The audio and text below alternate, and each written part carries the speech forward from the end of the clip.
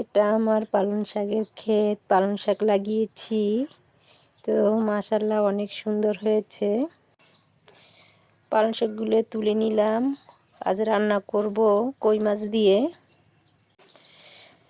কড়াইয়ে সয়াবিন তেল দিয়ে কাঁচামরিচ কেটে দিয়ে দিলাম পেঁয়াজ বাটা, রসুন বাটা, জিরা বাটা।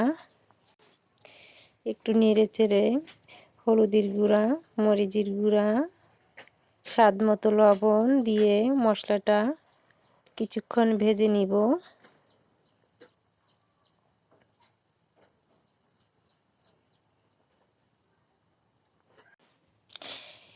কেটে ধুয়ে রাখা কই মাছ আমি দিয়ে মশলার সাথে মিশিয়ে নিব।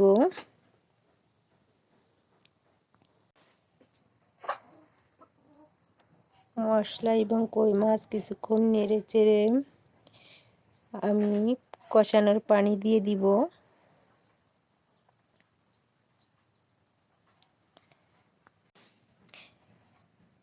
ঢেকে কষিয়ে নিব।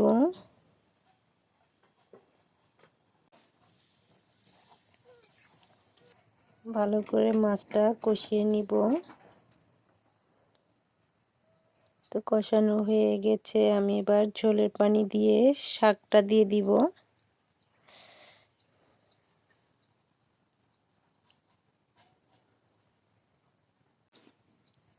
শাকটা নেড়ে চেড়ে নিয়ে ঢেকে দিয়ে রান্না করব।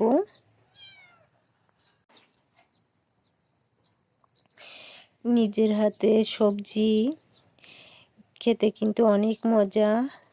শাকটা অনেক মজা হবে।